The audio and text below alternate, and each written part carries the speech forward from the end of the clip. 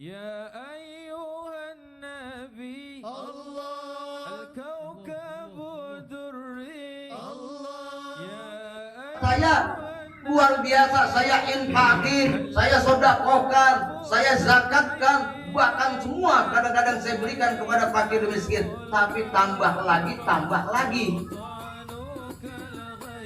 Akhirnya dia bilang sama Nabi Allah Musa, kalau ente bosen kaya, udah kamu berhenti bersyukur.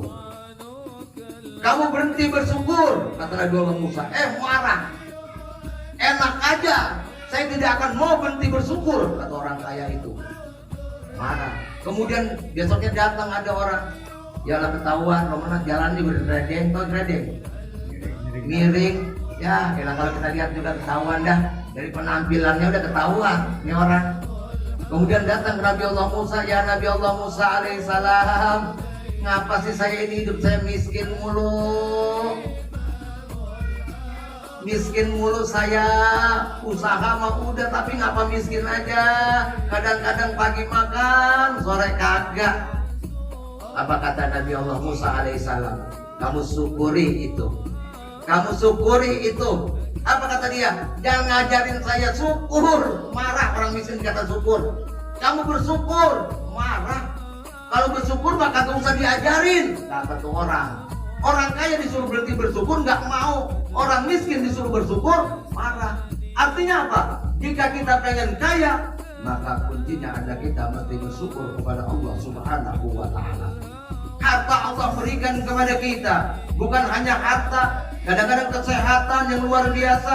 Saat ini kan heboh COVID, kita kumpul begini, kalau kata Ustaz Junaidi ini ya, diusir ini kita.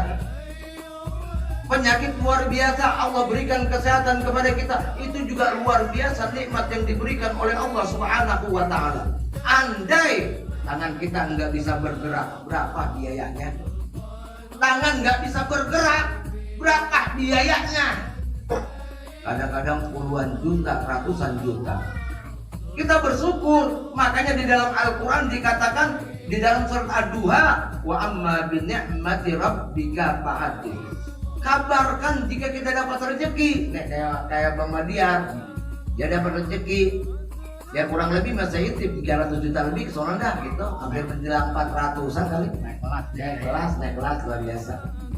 Nah, ketika kita dapat rezeki, Allah katakan kita mesti kabarkan ke orang lain. Ini kadang-kadang mohon maaf kita ada kebiasaan Pak Haji Bakir, kalau dapat rezeki diem, pas agak punya rezeki duit ngeluh mulu cerita ke orang lain. Dicerita orang lain begini, pas dapat duit aja dia ngerem, kagak mau cerita. Salah sebetulnya seperti itu. Agama mengajarkan jika kita dapat rezeki, kita siarkan, kita kabarkan kepada orang lain. Kayak Bang Madiar, dia syukuran, dia undang, karena dia ngaji bulan sekali sama saya, majlis sama Nata Asarok. Kemudian ngundang saya, katanya ngajak makan-makan. Udah kita makan-makan tuh. Udah berbagai macam makanan di sini, rasa syukur dia.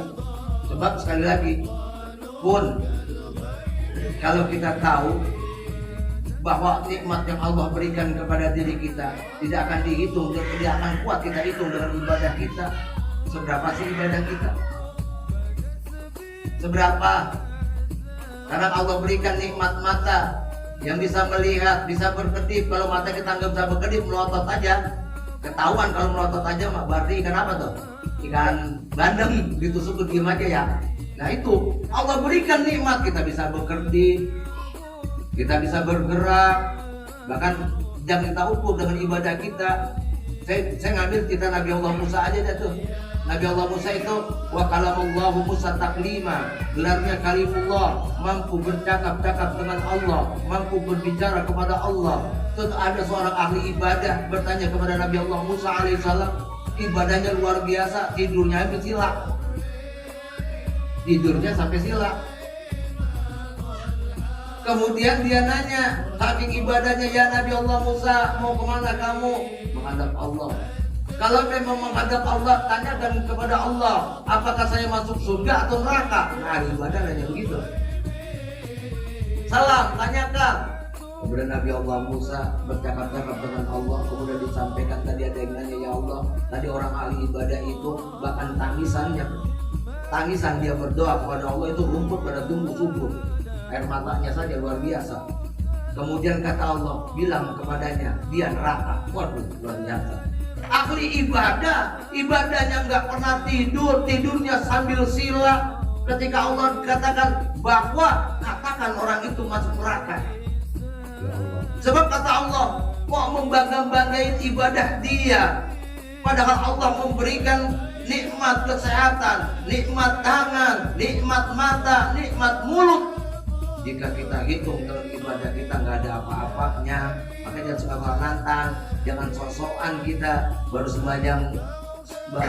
sembahyang seminggu aja, baru bener aja orang kemana lagi dia kuatotin. Nah jangan baru seminggu padahal dia belajar ya sembahyang ya, rajinnya ke musola, arwasi dia misalnya, udah kata-katain orang ribet itu mah, lah ibadah baru seminggu, udah tidak dilontong mana gayanya udah kayak apa? Nggak boleh kita seperti itu. Kemudian Nabi Allah Musa sampaikan ke orang itu, Musa gimana kabarnya? Apa saya masuk neraka atau surga? Kata Allah, neraka. Ya Allah. Kalau kita, gua berhenti dah, gua berhenti ibadah, gua mah. Kalau gitu kan kalau kita ya. Lah, tapi apa kata orang itu? Alhamdulillah. Oh tadi alhamdulillah juga jawabannya. Akhirnya apa? Dia nerima takdir Allah. Ketika dia mati, jaminannya surga Allah Subhanahu wa taala. Ini makanya apa? Jangan bangga dengan diri kita, jangan bangga dengan harta kita.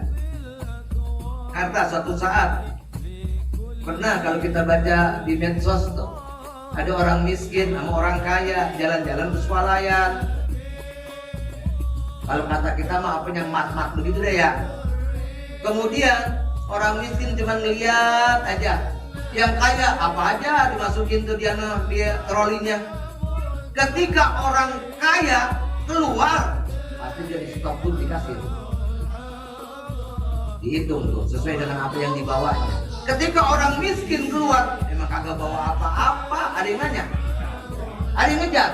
Nah kagak begitu juga harta kita Bang Madiar. Suatu saat yang kita peroleh akan dimintai pertanggungjawaban yang oleh Allah Subhanahu wa taala. Seperti itu kehidupan. Makanya kata Al-Qur'an dalam surat At-Takasur, yauma idzin, ayat terakhir. Saya lupa nih. Anin naimnya begitu. Pokoknya saya lupa dah. Suatu saat apa yang kita nikmati nih, entah salakah, entah jerukah, entah rotikah, akan dipintai pertanggungjawaban oleh Allah Subhanahu wa taala. Summa la tus'alunna yauma idzin 'anil na'im. Baru ketemu dah tuh. Nanti dimintai pertanggungjawaban apa yang masuk ke mulut kita. Ini bersyukur. Yakin kalau kita bersyukur, insyaallah harta kita terus akan bertambah. Di zaman Nabi Musa lagi terakhir nih, sebelum kita baca manaqib, itu ada orang, ada juga Nabi Allah Musa. Cerita yang Nabi Allah Musa, saya pengen kaya, bagaimana ya caranya? Mintalah doa kepada Allah. Nabi Musa diam, minta lagi, mintalah kepada Allah supaya saya kaya. Akhirnya ketemu dengan Allah. Kemudian disampaikan tuh salamnya. Ya udah Musa bilangin, orang itu 4 tahun kaya, 4 tahun miskin. Dia pilih mana tuh? Akhirnya tuh orang itu dia pilih kaya dulu. Nanti kalau 4 tahun kaya, kemudian 4 tahun miskin, rupa-rupanya hartanya makin banyak. Kenapa? Hartanya dibagikan orang lain, luar biasa. Kata yang punya harta, neng sama bininya kompak. Kadang-kadang kan laki sama bininya kagak akur. Lakinya pengen bagi duit emaknya, bininya marah. Kadang-kadang begitu dah, ngumpet-ngumpetin habis duit dililit-lilit tuh kecil banget, ditaruh kaos kaki, diselipin di dompet, ya kacau dah. Bini gitu kagak boleh tuh, neraka dan neraka. Seharusnya kalau seorang suami ingin membagi orang tuanya atau istri membagi orang tuanya, suami jangan cerewet, istri juga cerewet. Akhirnya harta dibagi-bagiin terus, rupanya 4 tahun, lah udah 5 tahun masih kaya aja. Kemudian ditanya oleh Nabi Allah Musa, ya Allah, katanya dia 4 tahun jatuh miskin, akan miskin kembali. Apa kata Allah? Karena dia bersyukur harta yang saya berikan dia belanjakan untuk jalan Allah Subhanahu wa taala. Ditambahin lagi tuh, intinya begitu. Ini rasa syukur Bang Madiar nih. Tahu kan paham maksud saya ngomongin ini ya? Paham. Insyaallah. Mudah-mudahan kita paham. Demikian, mari kita baca Syekh Manaqib Syekh Muhammad